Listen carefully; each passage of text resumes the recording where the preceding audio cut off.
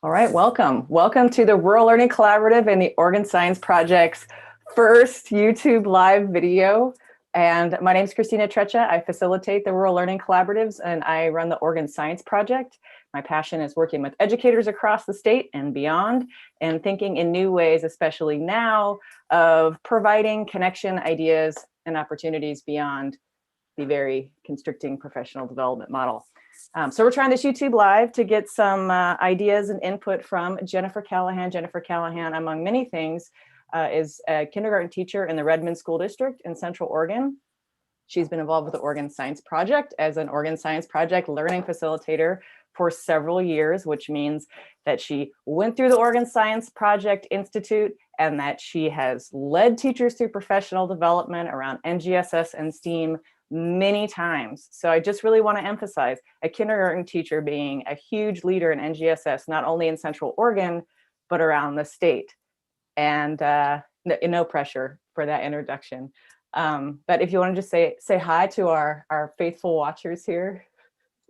Good afternoon. Thank you so much for this opportunity. I can't wait to share what I'm doing in my kindergarten classroom and just my passion for science and learning.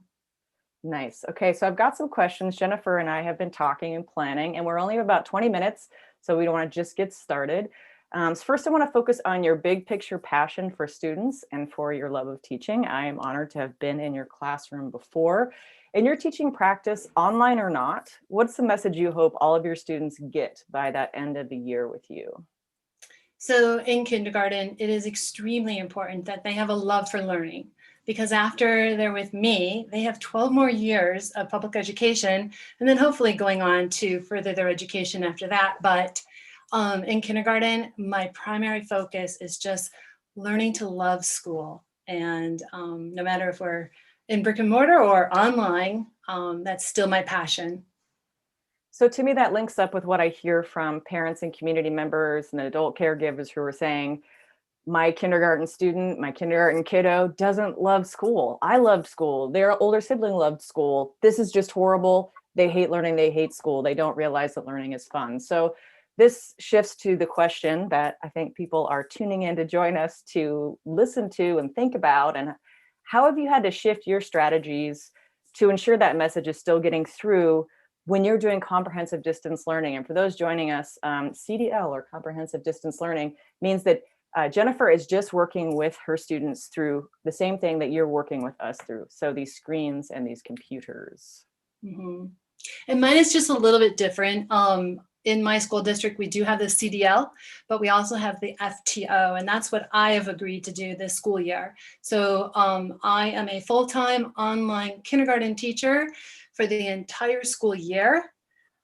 Yes, The whole all thing. year. The parents have agreed to this, and my students come from 8 of our elementary schools here in Central Oregon.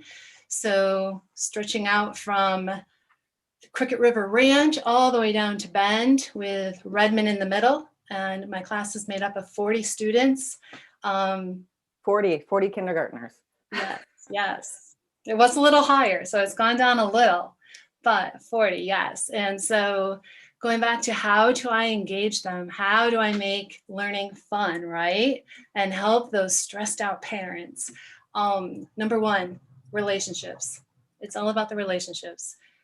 Starting with the relationships with the parents, building their trust, and that communication that is key as well. We've done 2 conferences already, once right before school began and just finishing up some last week. And that is the most important part, is the relationship and communication with families, because I'm now counting on those learning coaches on the other side of the screen to help make learning fun for the students.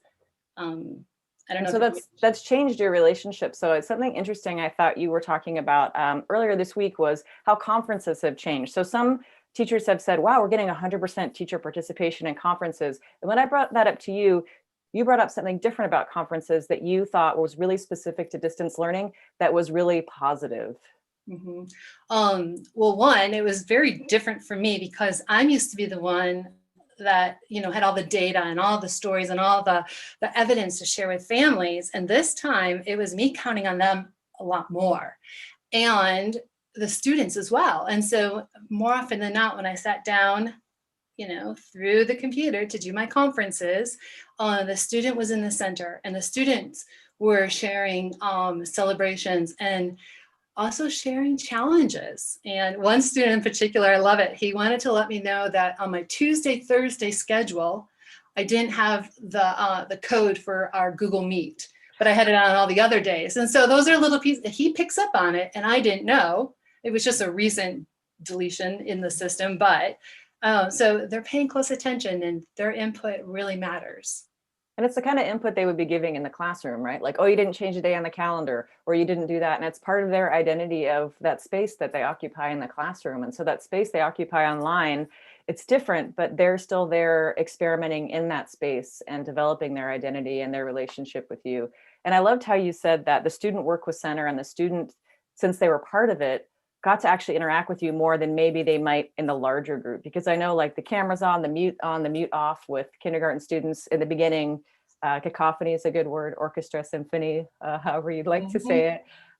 But that one-on-one time, and that I know that you have sometimes it's a small group, which is a really different dynamic.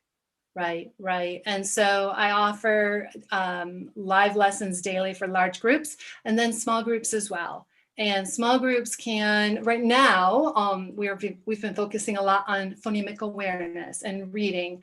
Next week, be adding in some math small groups. It's not uncommon for me to follow up with a student who may need some one-on-one or just some practice on what does it look like to be a kindergarten student today, and how does that look? How do we behave when our friends are looking at us on the other side of the computer? And then sometimes just practice, even with learning coaches, how to navigate these different platforms. And so a lot of times I'll have small group meetings for that. There's a variety of reasons for small groups. And so when you talk about learning coaches, these are the adults in the spaces with the students. So whether they're potting up in a neighborhood and there's somebody with the students and they're all on computers. So you have siblings and you have friends. So you might have these small groups and they're in the same space, but doing different stuff. Could you share an activity that you shared with me where you're like, which one is it? Or an activity that brought friends and siblings actually to the class. So I just get excited when I hear about what you're doing, because every time I hear what you're doing, students are coming to class, they're engaged, they're laughing, they're sharing. And it's really what I know a lot of teachers are struggling with right now. So I'll share the most recent, and we did a fall fun day.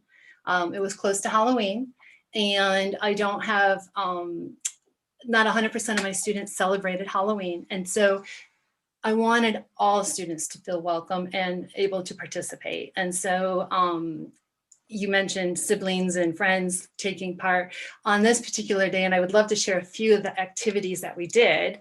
Looking into the camera, I noticed there were a lot of siblings that were, closer than normal, or I would see 2 or 3 kids on their little square. And it was because they all wanted to take part. And that's how it should be when it's a celebration. And so for fall fun, first of all, they logged in for their morning meeting, and they had decorated their workspace however they wanted to decorate their workspace. So their workspace was all decorated. We played like several games throughout the day, like a minute to win it. And it had to be things that I knew they could gather at home safely and be successful and feel like they're participating.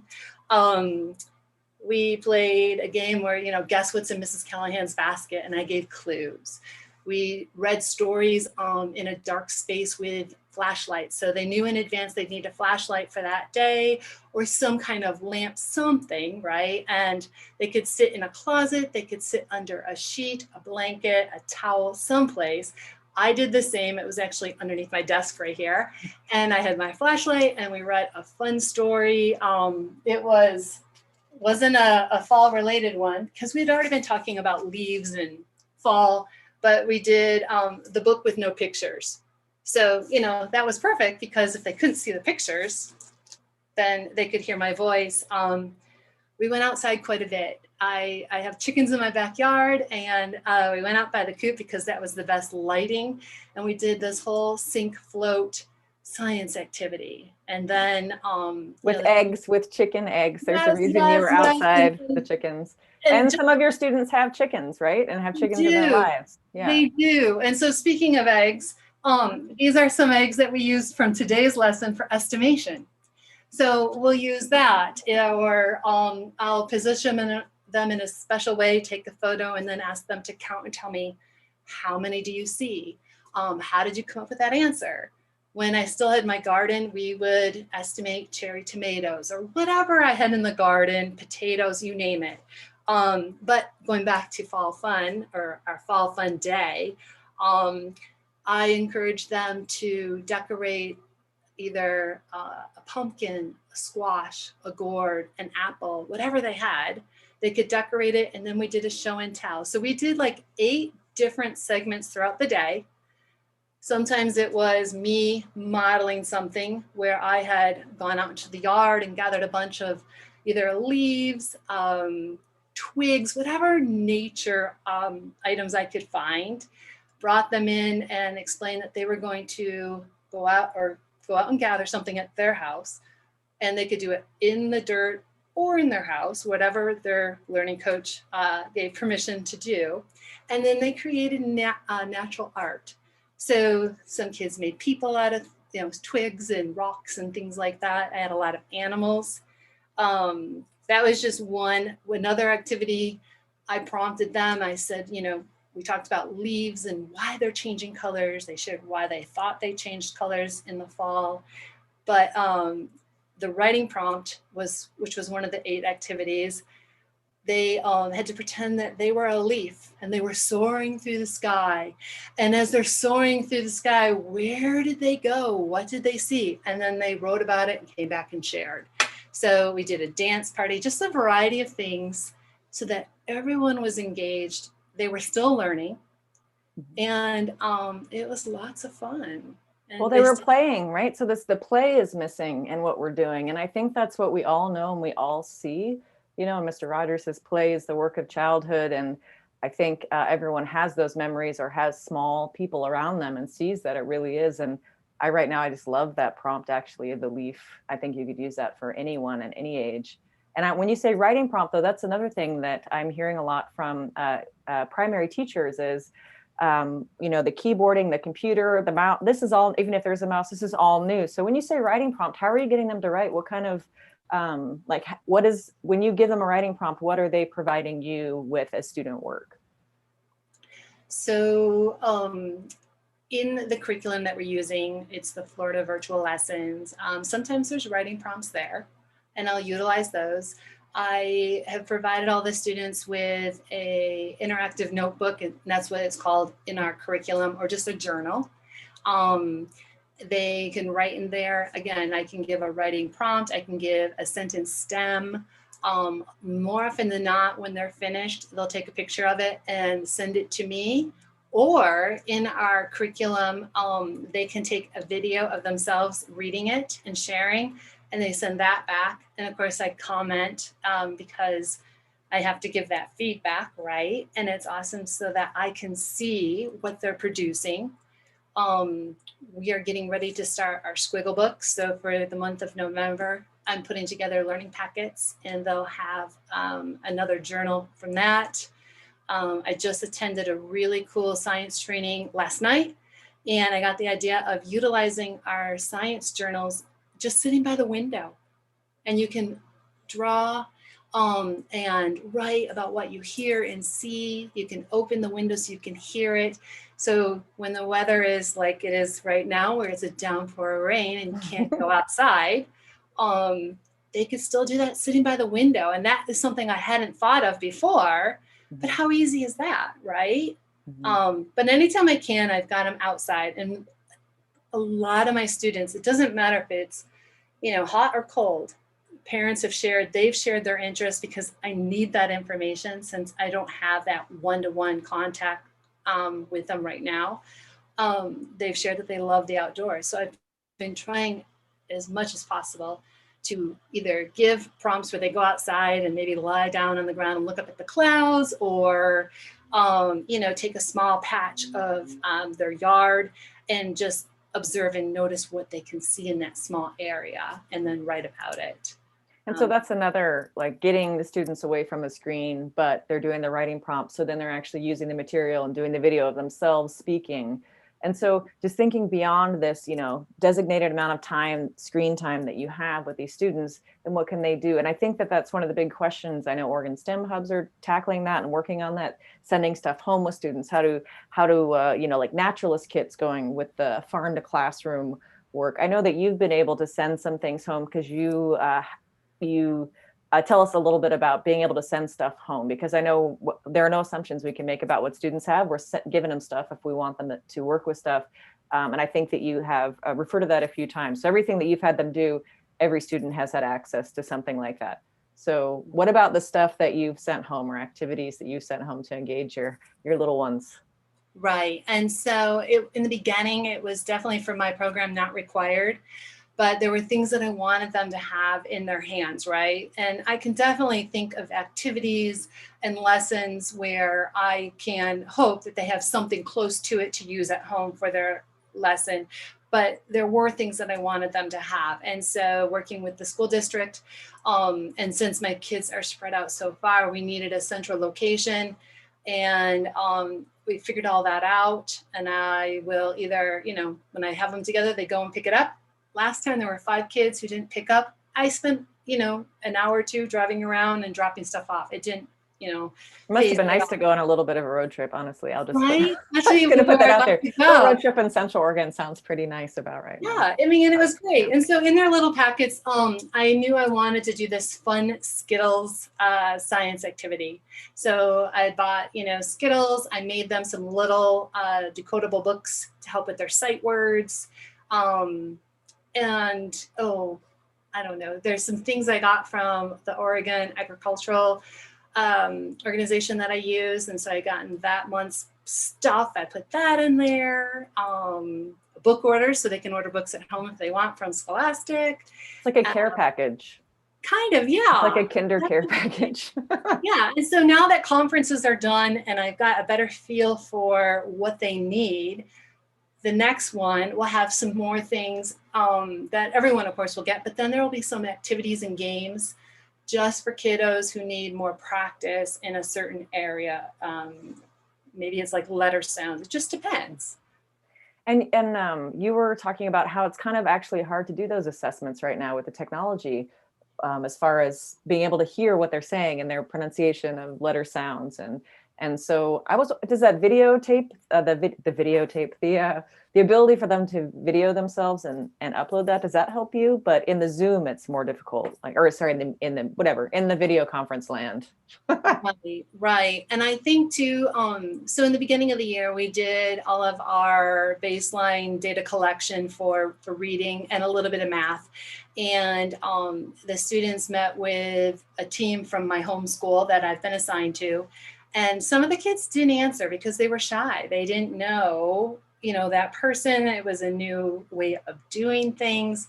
And so unfortunately, we didn't collect their data. But those kids that we weren't able to collect the data, I now feel like, and they too feel more comfortable with me. So now I can gather that information. We just had to be patient and wait. With the math though, we just finished a diagnostic and we kind of held off for a while on how we were going to do it, right? Because they're at home and who knows who could be helping them. And we really wanted true data so that we could better help our students. Yeah. And so we did a lot of practice. I shared personal stories about how if someone tells you the answer, your teacher's going to think you know it, and maybe you don't. And I want to help you so you can learn. And if I think you've got it, we're going to move on. And guess what? You're still going to be struggling. So we watched some videos about how to take our math assessment. We did a lot of reviewing, talking about the importance of trying. We're going to make mistakes. We're going to learn from those mistakes, how some of the questions might be easy, some might be challenging, and just really preparing them ahead of time. And then they were able to take it. Yeah, that preparation is really important. And not to go back to Mr. Rogers, but Mr. Rogers always did things very slowly and repetitively that was so much more developmentally appropriate than the kind of media that is available for a lot of students. And so I Mhm. think it's really important to remember that in these spaces, that although we're on a screen, we still need to take the half an hour to prepare you to go to a restaurant or to go to the doctor or to take a math assessment. And the learning coach, the adults in the life who are right next saying the answers, if there anyone on here who has students on a screen, let the students do the work, right? The adults shouldn't be doing the work, whether it's a teacher or a caregiver.